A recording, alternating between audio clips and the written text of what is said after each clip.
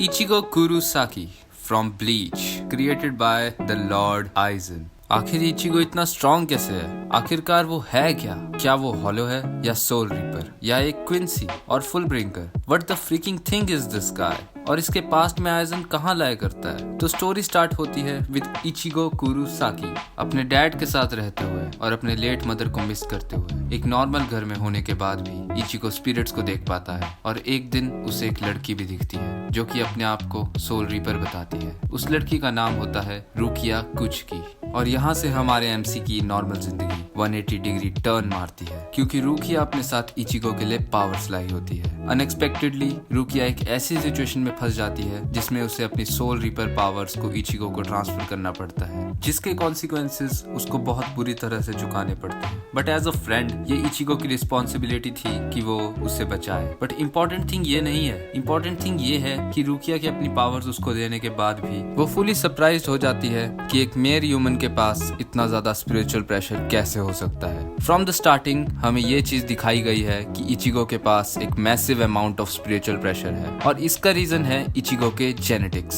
As हम इसके लिए इचिगो के फादर इशिन कुरोसाकी को थैंक्स बोल सकते हैं क्योंकि आज से 20 साल पहले वो सोल सोसाइटी में गोटे 13 के 10th डिवीजन के कैप्टन थे। लेकिन उसकी एंसेस्ट्री और भी ज्यादा इंपॉर्टेंट है क्योंकि असल में वो डिसेंडेंट है ऑफ शिबा क्लैन जो कि one of the 4 noble soul reaper families में से एक है and Isshin was the head of the family. As वो एक नोबल फैमिली से बिलोंग करता है तो उसके पास काफी हाई अमाउंट ऑफ रियात्सु था। Well that's the reason Ichigo का रियात्सु सबको सरप्राइज करता है। इशिन एक डेडिकेटेड कैप्टन था जो कि नॉट ओनली अपनी ड्यूटीज को पूरा करता but in fact also Soul Society के मैटर्स को भी। शायद यही वो रीजन है कि इचिगो की लाइफ आज कुछ ऐसी है। जब इशिन कैप्टन था तब आइजन ने अपने इस एक्सपेरिमेंट को करना स्टार्ट किया था जिसमें होग्योक्यू से ह्यूमंस और सोल रीपर्स को हॉलो में कन्वर्ट किया जाता। उसने उराहारा और बाकी इंपॉर्टेंट लोगों को सोल सोसाइटी से बाहर निकाला ताकि वो उसके प्लान में दिक्कत ना दे because Aizen knows there is only one person जिसके पास उसके लेवल का इंटेलेक्ट है एंड दैट वाज उराहारा। लेकिन स्टिल इशिन ने अपनी ही पर्सनल इन्वेस्टिगेशन करने का सोचा और यही वो मोमेंट था जहां से उसकी लाइफ में अनफॉर्चुनेट सर्कमस्टांसेस आने शुरू हुए। इशिन ह्यूमन वर्ल्ड में एक हॉलो को एनकाउंटर करता है जो कि एक अनयूजुअल वन था, चाहे हम उसकी अपीयरेंस की बात करें या भले ही उसके रियात्सु की। और जब इशिन इस हॉलो के अगेंस्ट फाइट कर रहा था तो उसे ऐसा लग रहा था कि जैसे वो एक सोल रीपर से फाइट कर रहा हो। आफ्टर कुछ मोमेंट्स के बाद वो हॉलो इशिन को ऑलमोस्ट मारने ही वाला था बट यहीं पर एक स्ट्रेंज वुमन की एंट्री होती है जो कि इशिन को बचाने के लिए आई होती है। और हाँ, ये वही समय है जब मसाकी कुरोसाकी का यहाँ पर एंट्रेंस हुआ and guess what, just like Isshin, Masaki भी एक नॉर्मल ह्यूमन बीइंग नहीं थी। वो लास्ट रिमेनिंग मेंबर थी ऑफ कुरोसाकी क्लैन जो कि one of the fewest pure blooded Quincies के क्लैन में से एक था। सिंस उसके पास कोई फैमिली नहीं थी इसलिए वो इशिडा फैमिली के साथ रहती थी और इसका रीजन उनके एंड से प्योर काइंडनेस नहीं थी बल्कि एक कंडीशन थी कि वो उरियो के फादर को मैरी करे ताकि वो क्विंसी के इस प्योर ब्लड को मेंटेन रख सके। उसने हॉलो को अपने बो से मारने का ट्राई किया बट उसके हाई स्पीड को वो ट्रैक नहीं कर पा रही थी, इसलिए उसने हॉलो को अपने आप को बाइट करने का मौका दिया ताकि वो हॉलो को एक क्लोज ब्रूटल लैंड कर सके।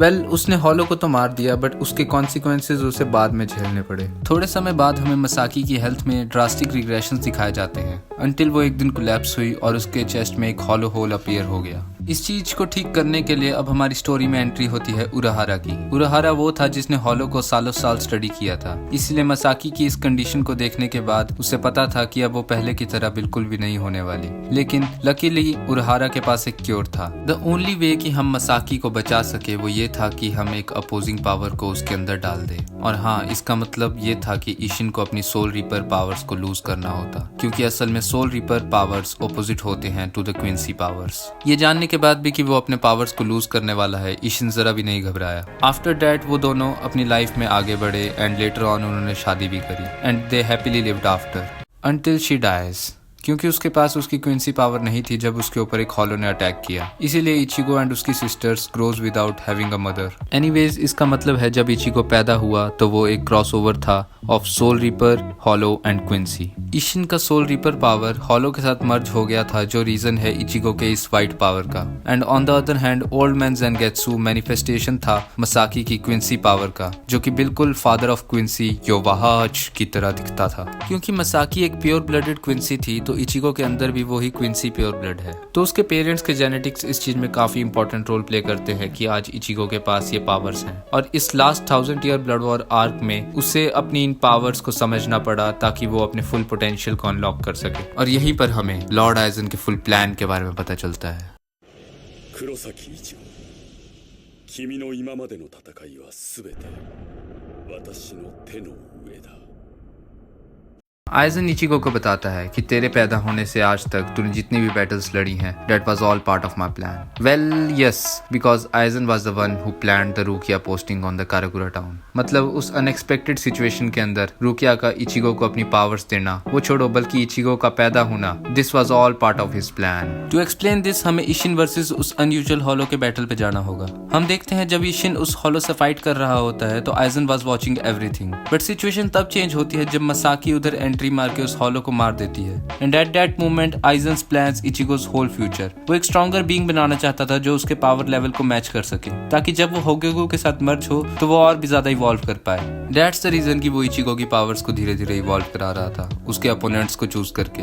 And at last Ichigo broke Aizen's expectations when he overpowered him, when he learned final Getsuga Tensho Dangai Ichigo. Ichigo की एक ऐसी फॉर्म जो इतनी पावरफुल थी कि आइजन, जिसके स्पिरिचुअल प्रेशर की वजह से उसके सामने कोई मेयर ह्यूमन स्टैंड तक नहीं कर पा रहा था, वो इचिगो की स्पिरिचुअल प्रेशर को सेंस भी नहीं कर पा रहा था। मतलब Ichigo was on the higher dimension from him. Man that sure is scary. So अगर तुम्हें इचिगो कितना स्ट्रॉन्ग है इस पे वीडियो चाहिए तो कमेंट में दांगा इचिगो स्पैम कर दो। तो that's it for this video. I hope तुम्हें ये अच्छी लगी। नेक्स्ट वीडियो तक के लिए गुड बाय।